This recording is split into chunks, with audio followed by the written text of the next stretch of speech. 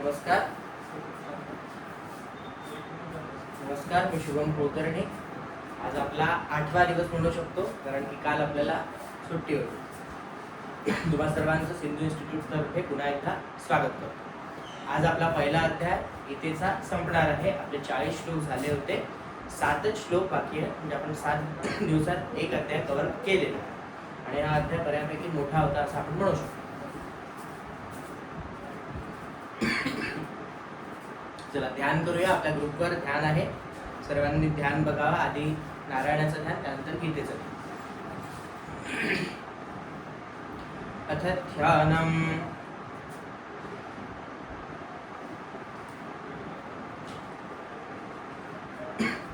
शान्ताकारं भुजगशयनं पद्मनाभं सुरेशं विश्वाधारं गगनसदृशं मेघवर्णं शुभांगं लक्ष्मीकान्तं कमलनयनं योगभिध्यानगम्यं वन्दे विष्णुं भवभयहरं सर्वलोकैकनाथं.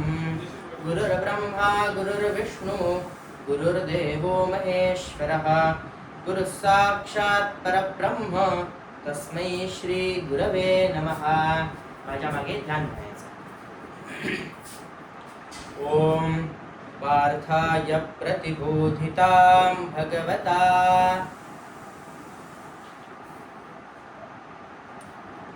नारायणेन स्वयं व्यासेन ग्रथितां पुराणमुनिना मध्ये महाभारतम् अद्वैतामृतवर्षिणीं भगवतीम् अष्टादशाध्यायिनीम् अम्ब त्वामनुसन्दधामि भगवत् गीते भवद्वेषिणीम्.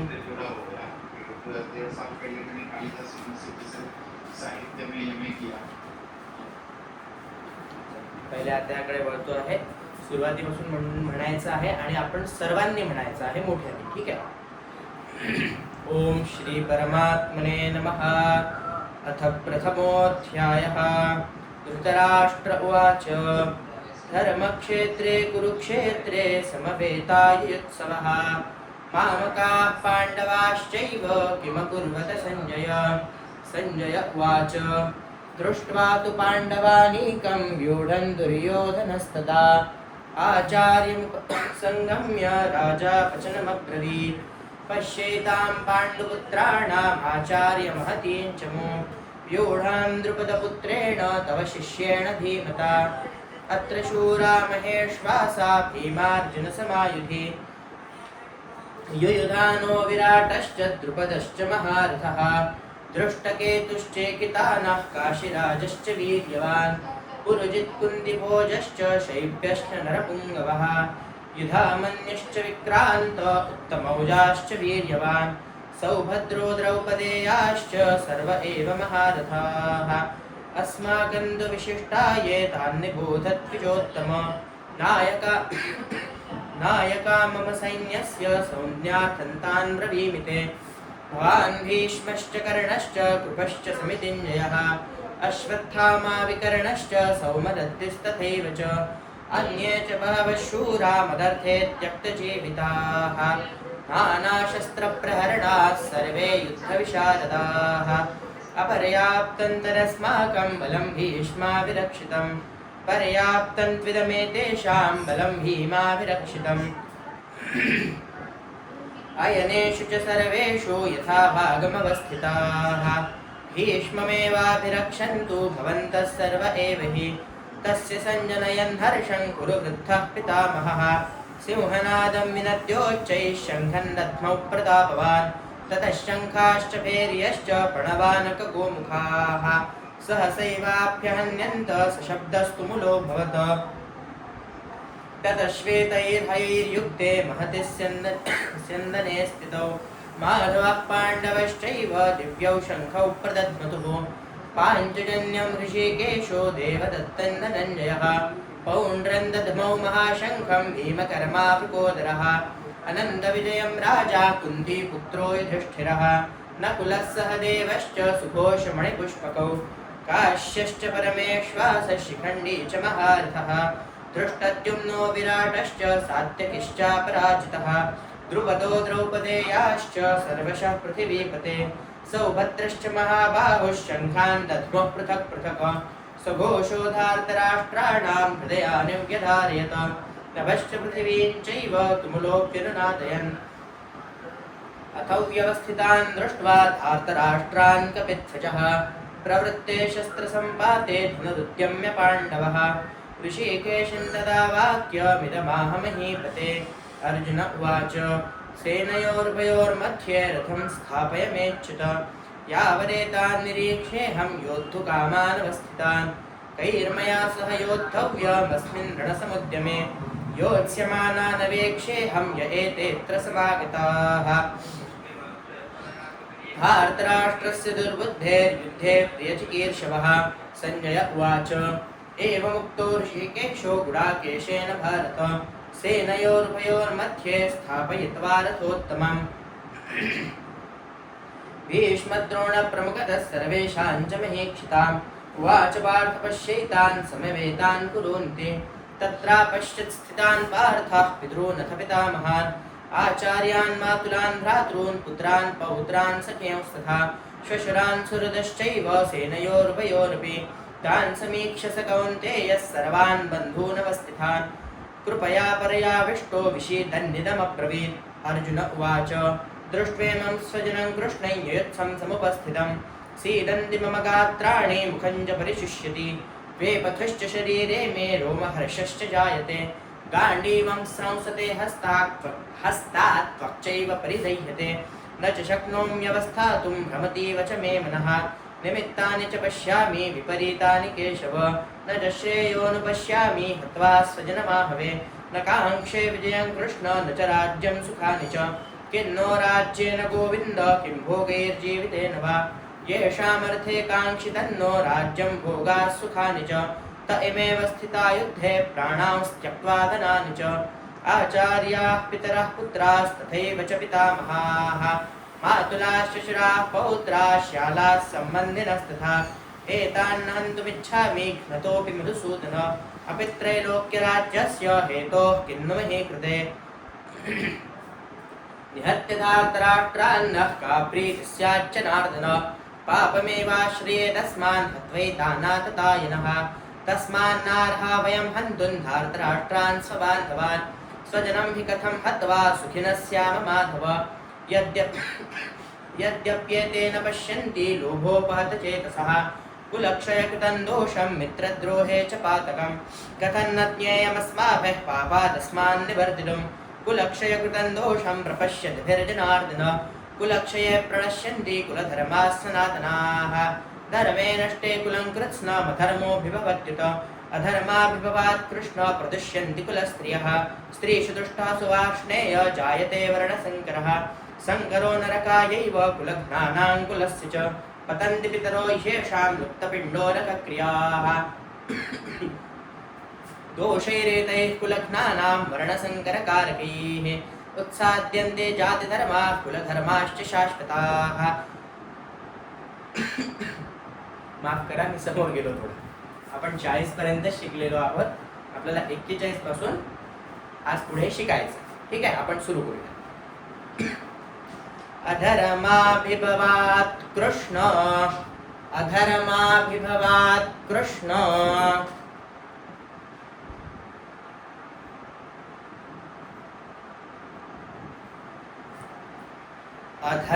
अधर्माभिभवात् कृष्ण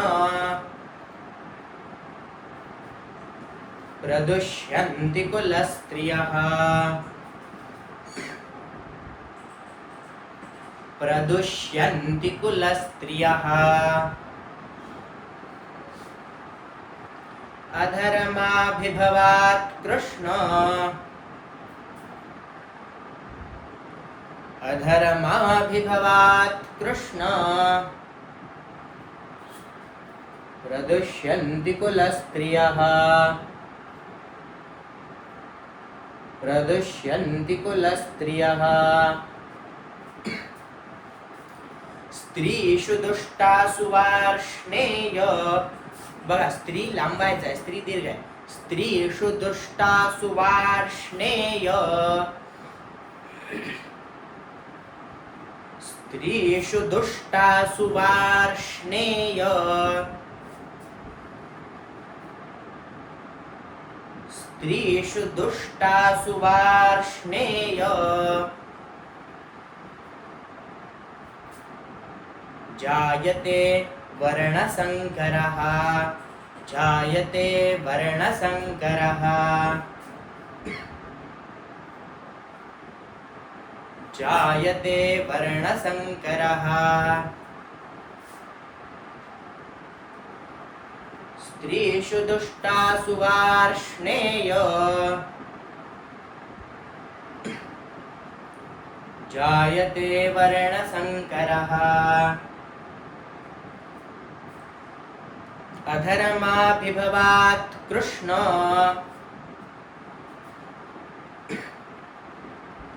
प्रदुष्यन्ति कुलस्त्रियः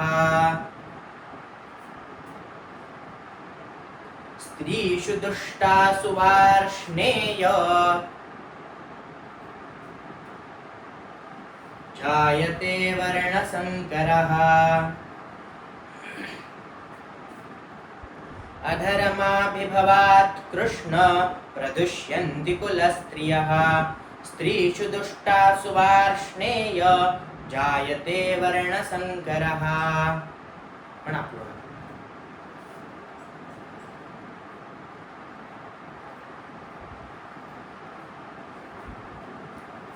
अधर्माभिभवात् कृष्ण प्रदुष्यन्ति कुलस्त्रियः स्त्रीषु दुष्टासु वार्ष्णेय जायते वर्णसंकरः.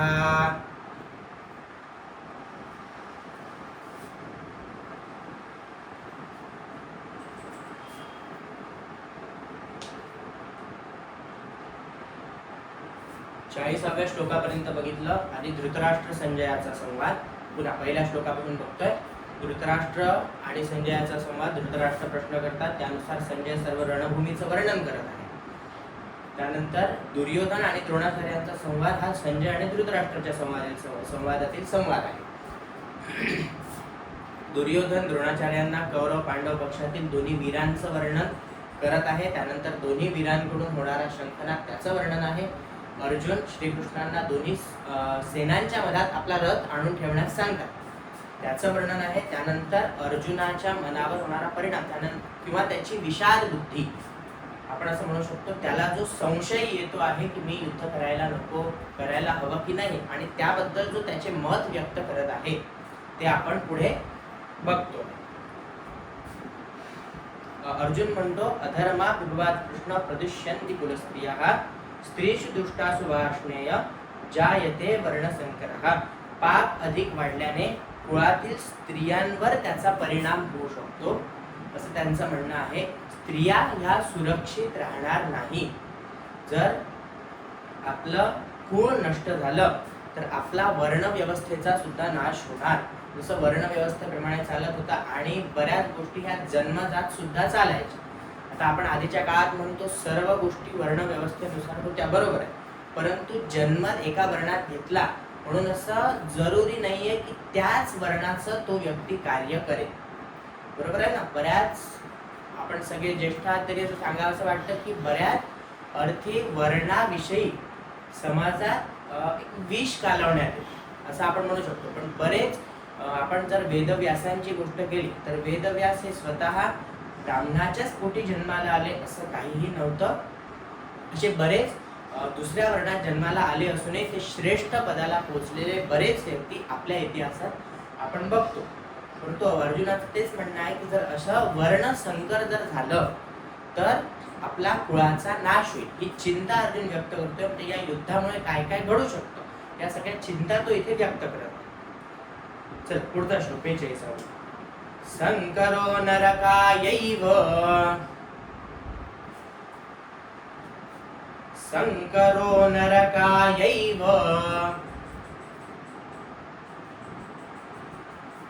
संकरो नरकायैव कुलघ्नानां कुलस्य च कुलघ्नानां कुलस्य च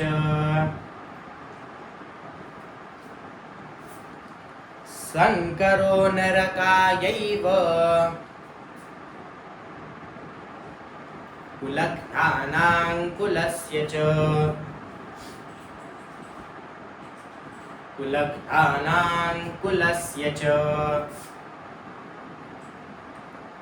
पतन्ति पितरो ह्येषां पतन्ति पितरो ह्येषां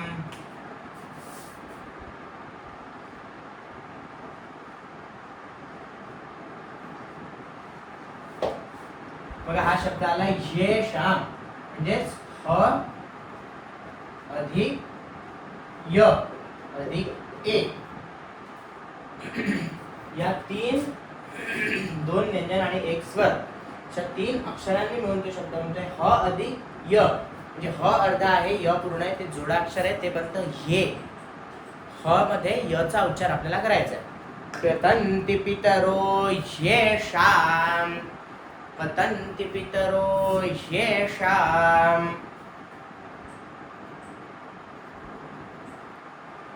पतन्ति पितरो ह्येषां लुप्तपिण्डोदकक्रिया लुप्तपिण्डोदकक्रियाः लुप्तपिण्डोदकक्रियाः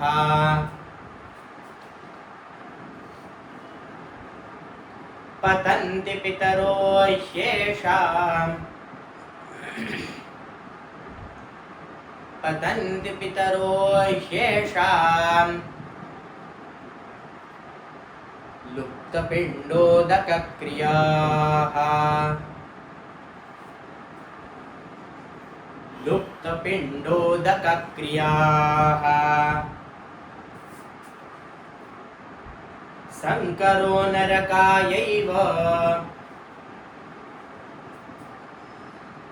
संकरो नरकायैव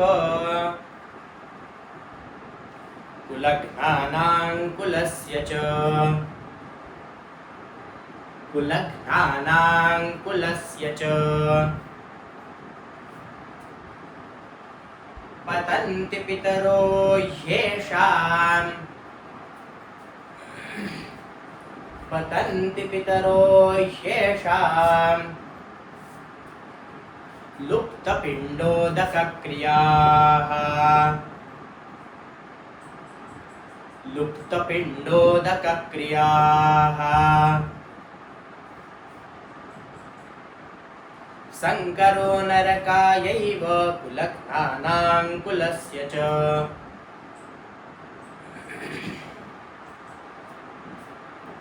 पतन्ति पितरो ह्येषां लुप्तपिण्डोदकक्रियाः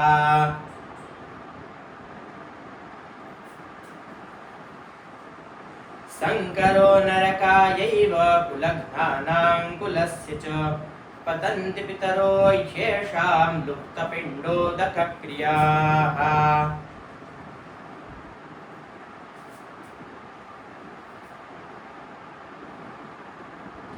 संकरो नरकायैव कुलघ्नानां कुलस्य च पतन्ति पितरो ह्येषां लुप्तपिण्डोदकक्रियाः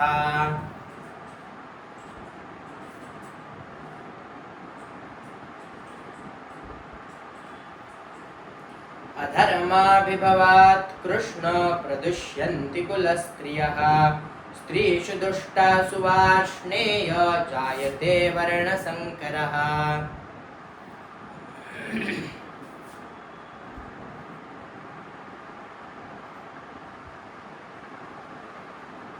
काय म्हटलंय पुढच्या श्लोकात वर्णसंकर हा कुळाचा नाश करणाऱ्यांना आणि कुळाला नरकात नेतो त्यामुळे युद्धानंतर ही जी परिस्थिती येणार आहे ही खूप वाईट होईल कारण श्राद्ध जलतर्पण इत्यादींना मुकलेले त्यांचे पितर अधोगतीला जातील तर वंशच उरला नाही आणि जर वर्ण संकर व्हायला लागलं तर त्या पितरांना जलतर्पण इत्यादी गोष्टी न मिळून ते अधोगतीला जाऊ शकते किंवा अधोगतीला जातील असं अर्जुन म्हणतो. चला 43वा श्लोक. दोषैरेतैः कुलघ्नानां दोषैरेतैः कुलघ्नानां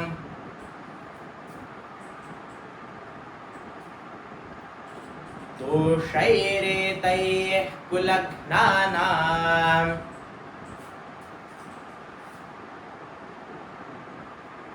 दोषैरेतैः कुलघ्नानां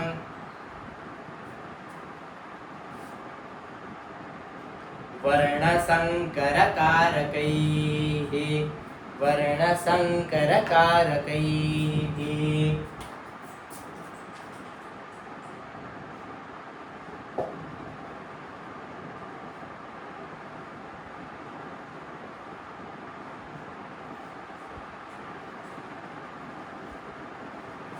शब्द असा लिहिलेला आहे, आपल्याला असा वाचायचा आहे.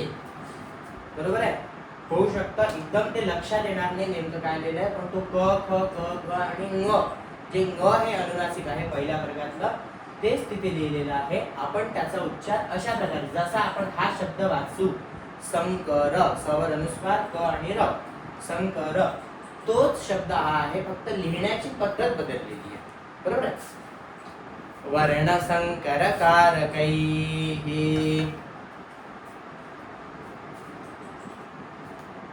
दोषैरेतैः कुलघ्नानां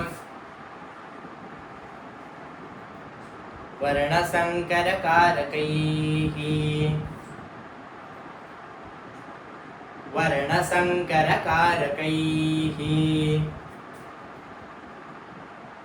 उत्साद्यन्ते जातिधर्माः उत्साद्यन्ते जातिधर्माः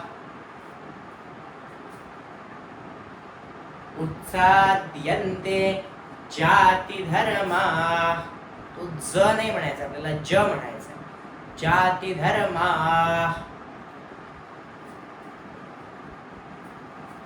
उत्साद्यन्ते जातिधर्माः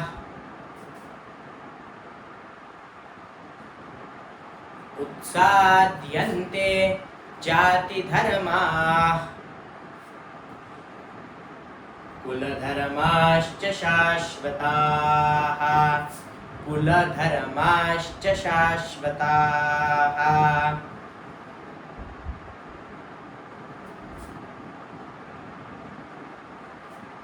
कुलधर्माश्च शाश्वताः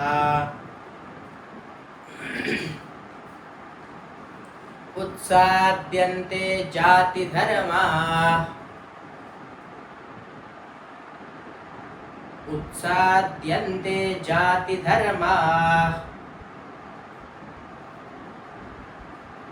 कुलधर्माश्च शाश्वताः कुलधर्माश्च शाश्वताः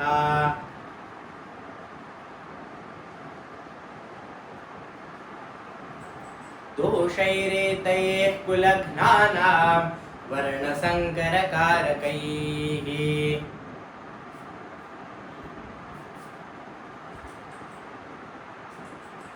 उत्साद्यन्ते जातिधर्माः कुलधर्माश्च शाश्वताः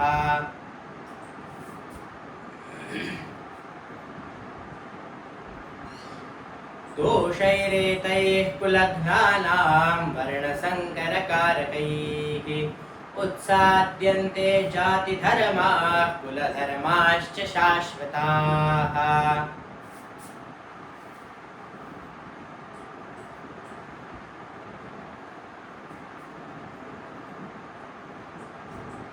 दोषैरेतैः कुलघ्नानां वर्णसंकरकारकैः उत्साद्यन्ते जातिधर्माः कुलधर्माश्च शाश्वताः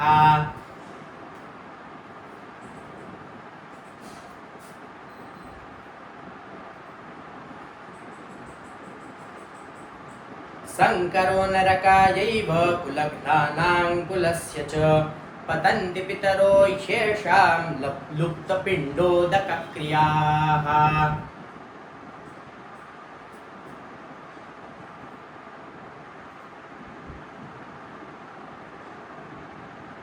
अधर्माभिभवात् कृष्ण प्रदुष्यन्ति कुलस्त्रियः स्त्रीषु दुष्टासु वार्ष्णेय जायते वर्णसङ्करः।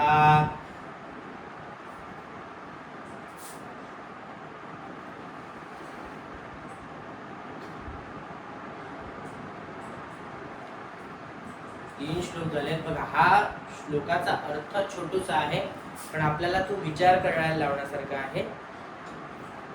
दोषैरेते कुलज्ञानां वर्णसंकरकारकैः उत्साद्यन्ते जातिधर्मा कुलधर्माश्च शाश्वताः. या वर्णसंकर करणाऱ्या दोषांमुळे परंपरागत जाती धर्म आणि कुळधर्म उद्ध्वस्त होतात.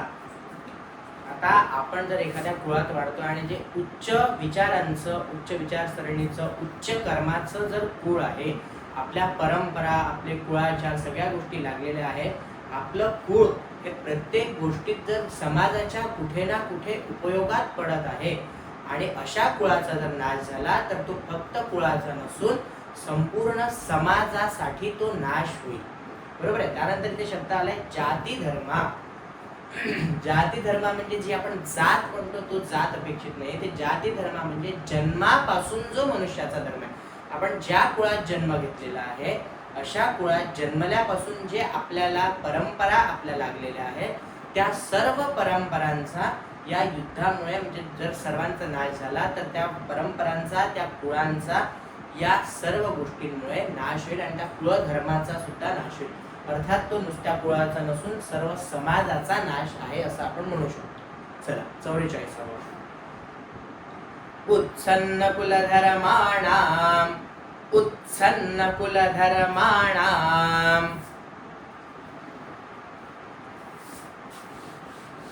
उत्सन्न कुलधर्माणाम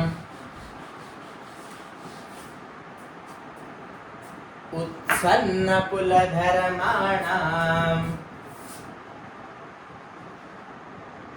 उ प्लस त अधिक स अधिक न अधिक न. उत्सन्न. न ला न तिथे ते अक्षर जे आहे तो न ला न आहे.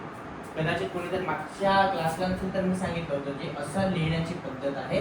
आपण तोच न असा लिहितो. ठीक आहे ना. पद्धती बदलल्यामुळे बऱ्याच वेळा आपल्याला संस्कृत वाचताना त्रास जातो.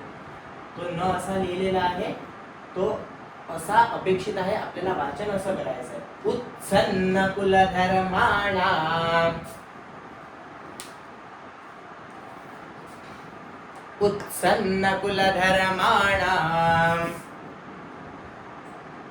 मनुष्याणां जनार्दन मनुष्याणां जनार्दन. उत्सन्न कुलधर्माणां मनुष्याणां जनार्दन मनुष्याणां जनार्दन. नरके नियतं वासो नरके नियतं वासो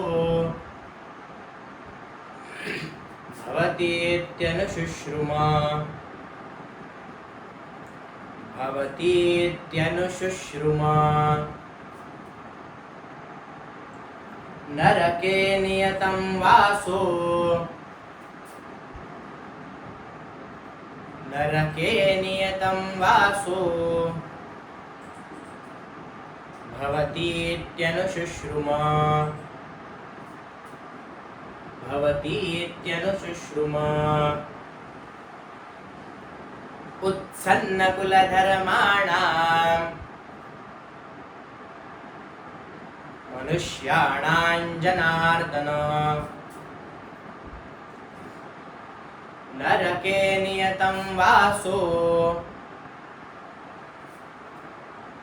भवतीत्यनुशुश्रुम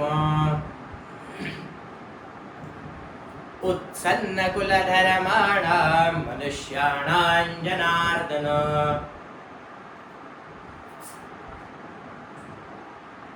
नरके नियतं वासो भवतीत्यनुशुश्रुम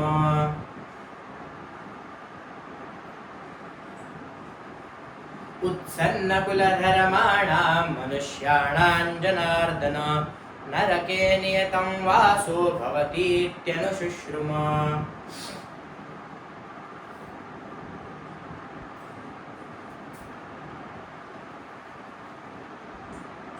अहो बत महत्पापम् अहो बत महत्पापम् 45वा श्लोक बघतोय. अहो बत महत्पापम् कर्तुं व्यवसिता वयम् कर्तुं व्यवसिता वयम् अहो बत महत्पापम् अहो बत महत्पापम् कर्तुं व्यवसिता वयम् कर्तुं व्यवसिता वयम् यद्राज्यसुखलोभेन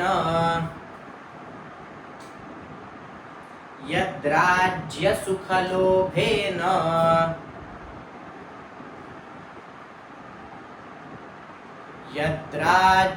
यद्राज्यसुखलोभेन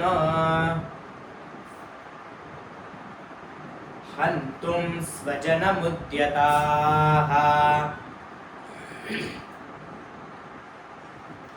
हन्तुं स्वजनमुद्यताः ताला तला काना आहे मग ता आणि त्याला विसर्ग त्यामुळे तो लांबायचा आहे ता हन्तुं स्वजनमुद्यताः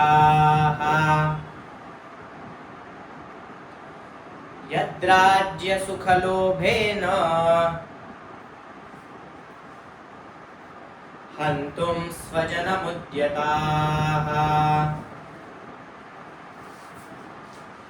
अहो बत महत्पापम् कर्तुं व्यवसिता वयम्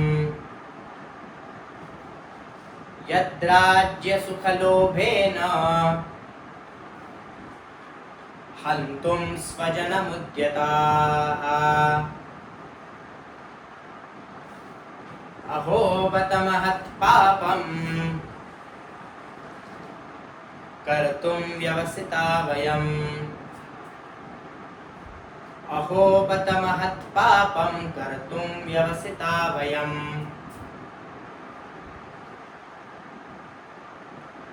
यद्राज्यसुखलोभेन हन्तुं स्वजनमुद्यताः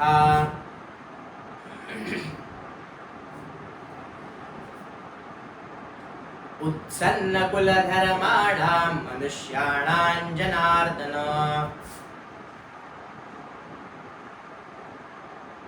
नरके नियतं वासो भवतीत्यनुशुश्रुम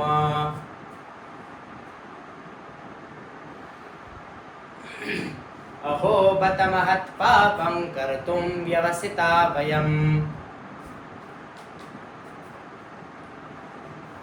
यद्राज्यसुखलोभेन हन्तुं स्वजनमुद्यताः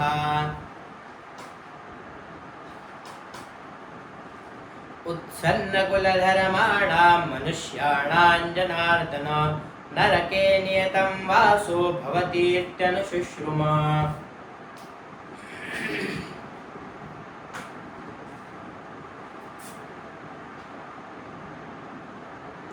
दोषैरेतैः कुलघ्नानां मरणसङ्करकारकैः उत्साद्यन्ते जातिधर्माः कुलधर्माश्च शाश्वताः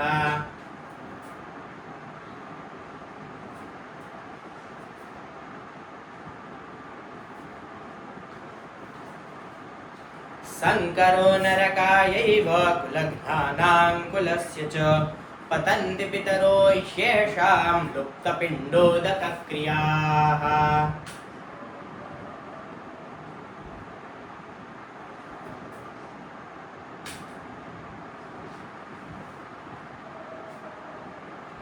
अधर्माभिभवात् कृष्ण प्रदुष्यन्ति कुलस्त्रियः स्त्रीषु दुष्टासु वार्ष्णेय जायते वर्णसंकरः।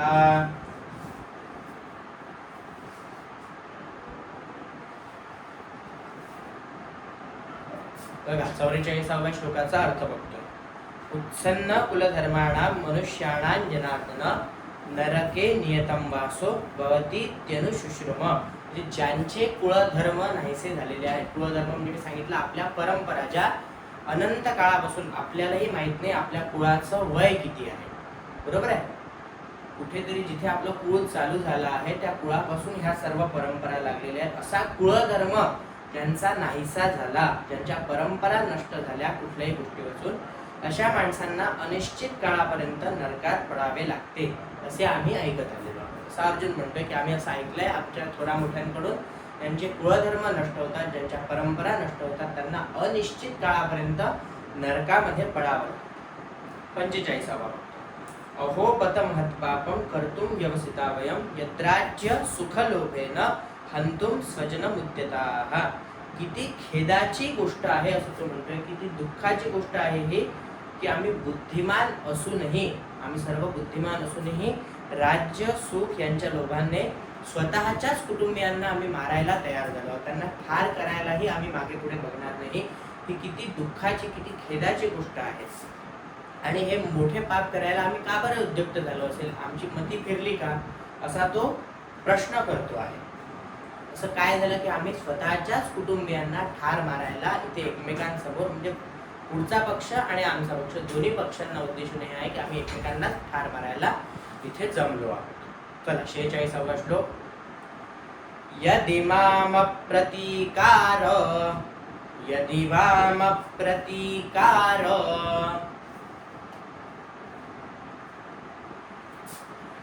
यदिमाम प्रतीकार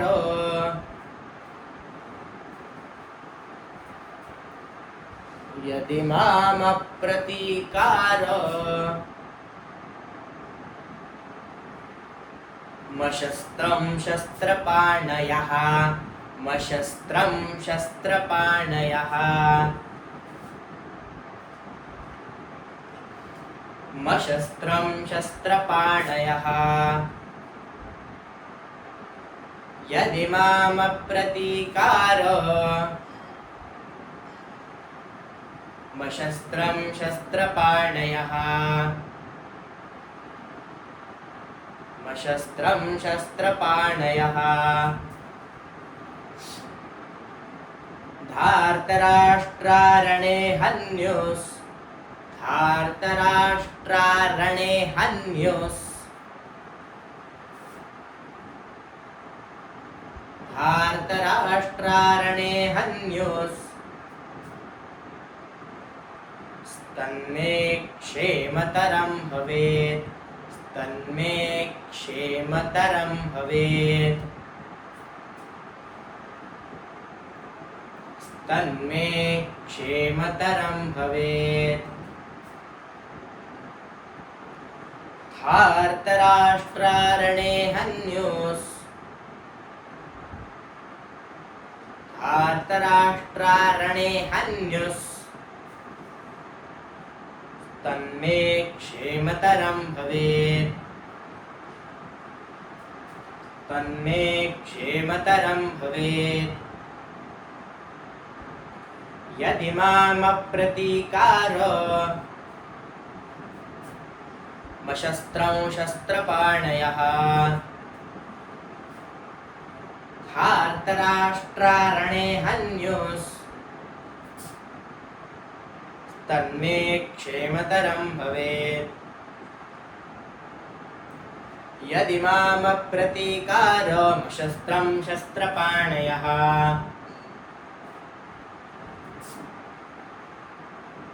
धार्तराष्ट्रारणे हन्युस्तन्मे क्षेमतरं भवेत्। पूर्ण श्लोक। यदिमामप्रतीकारमशस्त्रं शस्त्रपाणयः धार्तराष्ट्रारणे हन्युस्तन्मे क्षेमतरं भवेत्।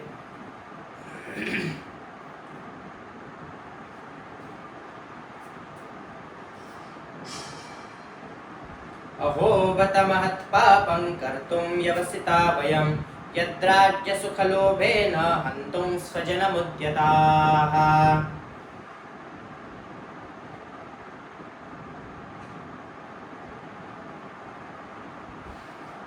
उत्सन्नकुलधर्माणां मनुष्याणां जनार्दन नरके नियतं वासो भवतीत्यनुशुश्रुम।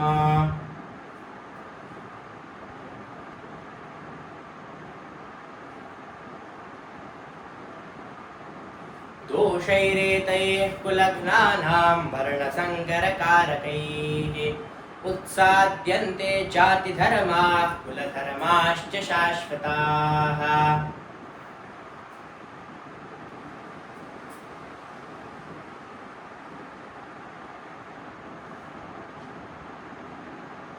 संकरो नरकायैव कुलघ्नानां कुलस्य च पतन्ति पितरो ह्येषां गुप्तपिण्डोदकक्रियाः।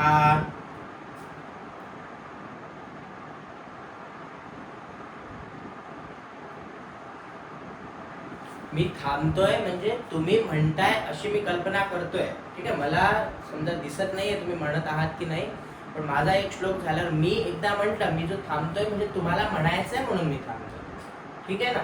समजा कोणी नवीन आलं असेल तर त्यांच्यासाठी सांगतोय, मी थांबलो म्हणजे तुम्हाला म्हणायचंय, माझ्या पाठीमागे म्हणताय। अधर्माभिभवात् कृष्ण प्रदुष्यन्ति कुलस्त्रियः स्त्रीषु दुष्टासु वार्ष्णेय जायते वर्णसंकरः।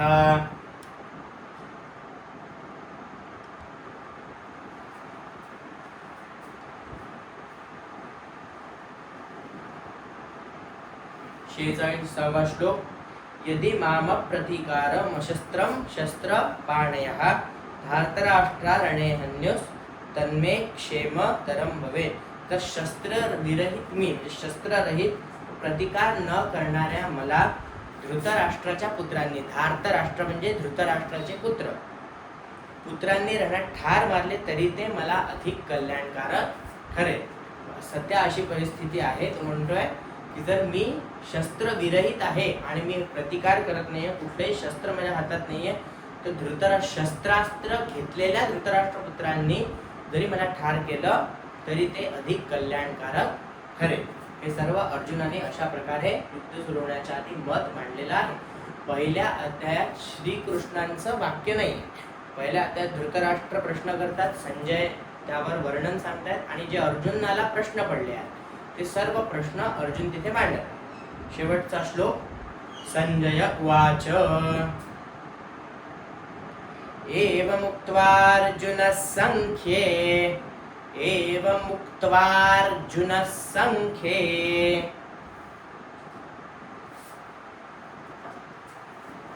एवमुक्त्वार्जुनः संख्ये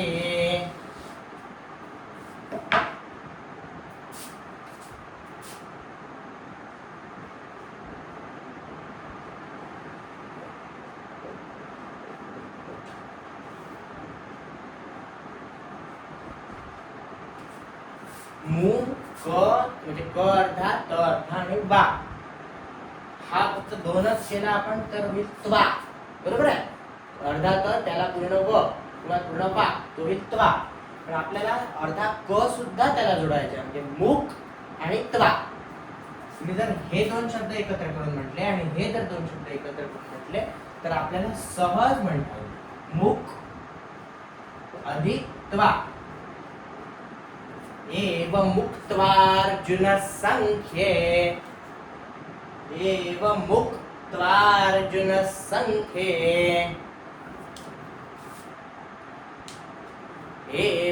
एवमुक्त्वार्जुनः संख्ये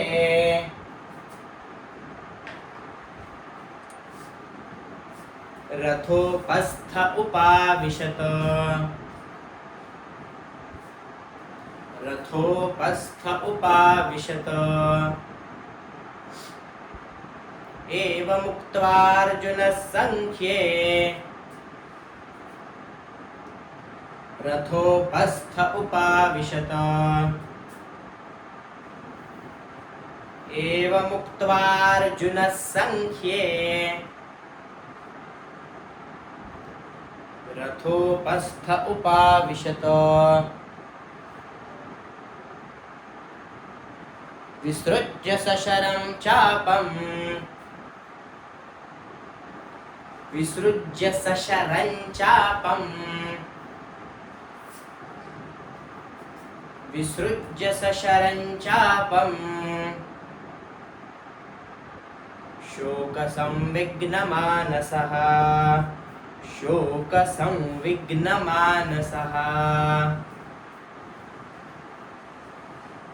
शोकसंविघ्नमानसः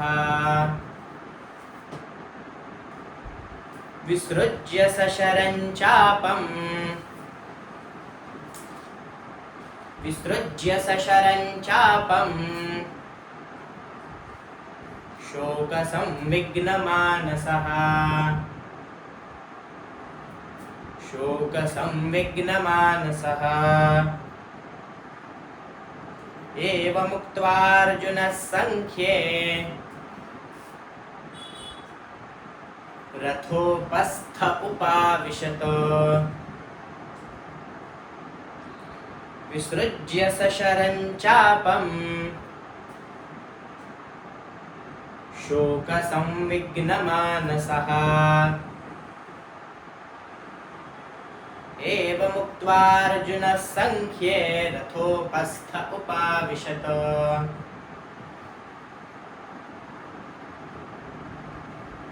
विसृज्य सशरं चापं शोकसंविघ्नमानसः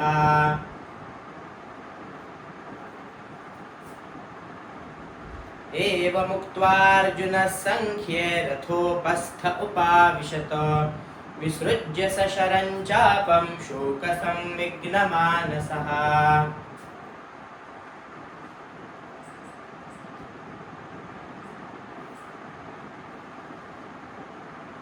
एवमुक्त्वार्जुनः संख्ये रथोपस्थ उपाविशत विसृज्य सशरं चापं शोकसंविघ्नमानसः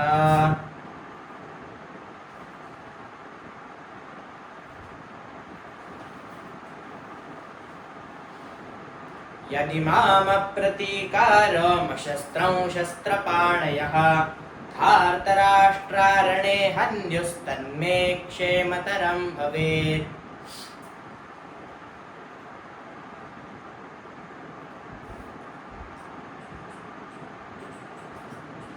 अहो बत महत्पापं कर्तुं व्यवसिता वयं यद्राज्यसुखलोभेन हन्तुं स्वजनमुद्यताः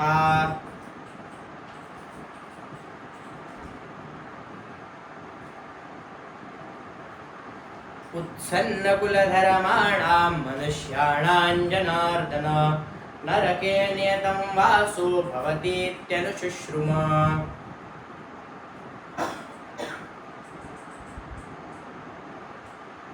दोषैरेतैः कुलघ्नानां मरणसङ्करकारकैः उत्साद्यन्ते जातिधर्माः कुलधर्माश्च शाश्वताः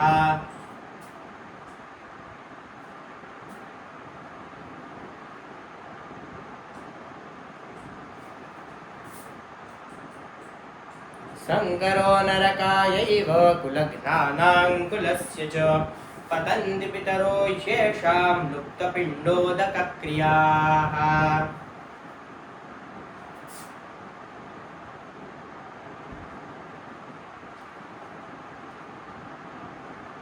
अधर्माभिभवात् कृष्ण प्रदुष्यन्ति कुलस्त्रियः स्त्रीषु दुष्टासु वार्ष्णेय जायते वर्णसङ्करः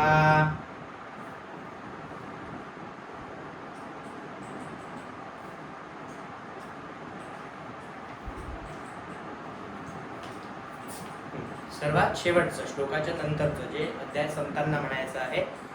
ओम तत्सदिति श्रीमद्भगवद्गीतासु उपनिषत्सु ब्रह्मविद्यायां योगशास्त्रे श्रीकृष्णार्जुन संवादे अर्जुन विषाद योगो नाम प्रथमोऽध्यायः. शेवटचा श्लोकाचा अर्थ बघूया. संजय म्हणत आहे की एवढं सगळं दुःख व्यक्त करून, एवढं सगळं बोलून, अतिशय दुःखित मनाने, अतिशय उद्विग्न मनाने अर्जुन रथाच्या खाली उतरतो, धनुष्यबाण टाकून देतो आणि रथाच्या पाठीमागे जाऊन बसलेला आहे. अतिशय खिन्न मनाने अर्जुन रथाच्या पाठीमागे जाऊन बसतो, आपले सर्व प्रश्न मांडून तो बसतो. आपण जे त्यानंतर शेवटी म्हणतो ओम तत्सद इति, ओम तत्सद इति श्रीमद्भगवद्गीतासु, श्रीमद्भगवद्गीतेमधला, उपनिषत्सु, श्रीमद्भगवद्गीता हे उपनिषद आहे. श्रीमद्भगवद्गीतेमधला या उपनिषदातला ब्रह्मविद्यायां योगशास्त्रे, ही ब्रह्मविद्या आहे आणि या ब्रह्मविद्येतील योगशास्त्रामधील श्रीकृष्णार्जुन संवादे, श्रीकृष्ण आणि अर्जुनाच्या संवादामधील अर्जुन विषाद योगो, या अध्यायाचं नाव आहे अर्जुन विषाद योग. म्हणजे जिथे अर्जुनाला विषाद उत्पन्न झाला, मी युद्ध करायचं की नाही ही जी मनस्थिती आहे त्यालाच विषाद म्हटलेला आहे. अर्जुन विषाद योगो नाम प्रथमोध्यायः. म्हणजे अशा प्रकारचा हा पहिला अध्याय गीतेचा समाप्त झाला. मला सांगा कोणी म्हणण्यास इच्छुक आहे हे 7 श्लोक? जर म्हणण्यास इच्छुक असाल तर कृपया माईक सुरू करा आणि म्हणून दाखवा शेवटचे 7 श्लोक.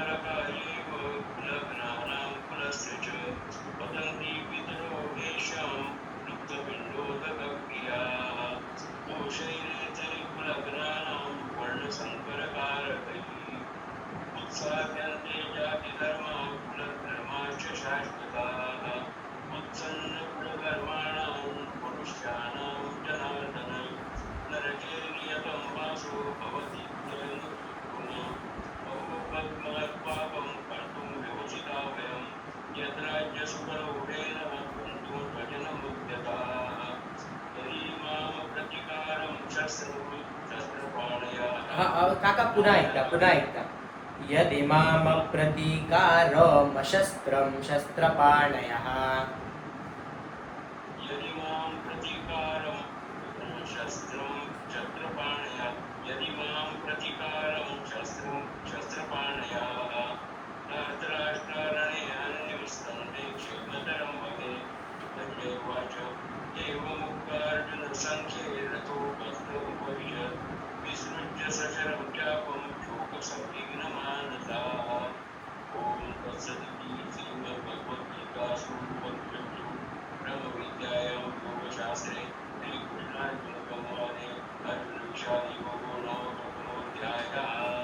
खूप छान. तर 46वा श्लोक आहे. एकदा सर्वांनी लक्ष द्या 46व्या श्लोकाकडे. यदि माम प्रतिकारम शस्त्रम शस्त्रपाणयः, जितके सगळे म आहेत ना, जेव्हा हलंत येईल तेव्हाच माम किंवा प्रतिकारम असा आपल्याला उच्चार करायचा आहे. जिथे हलंत नाही तर पूर्ण म आहे तर त्याचं उच्चारण सुद्धा पूर्णच करायचं आहे. यदि माम प्रतिकारम शस्त्रम, म चा उच्चार पूर्ण करायचा. ठीक आहे. अजून कोणी आहे म्हणून दाखवण्यास इच्छुक?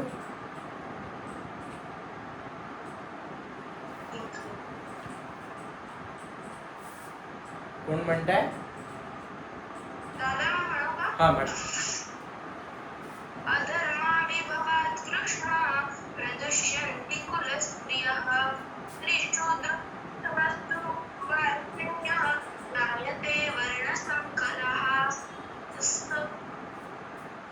संकरो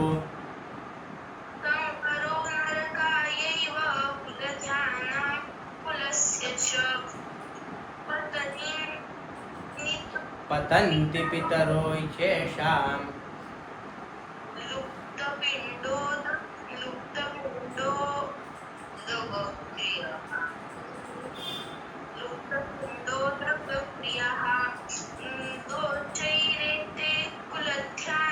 कुलघ्नानां घ्ना घ्ना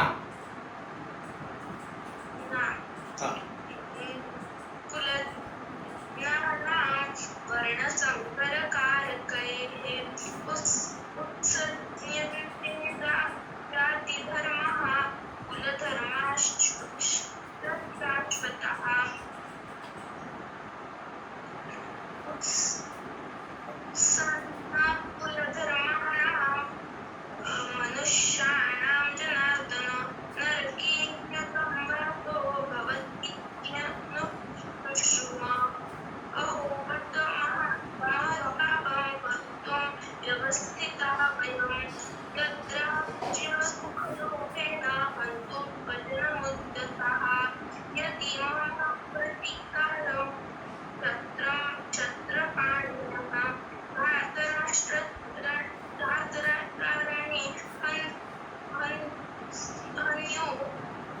अन्योस्तन्मे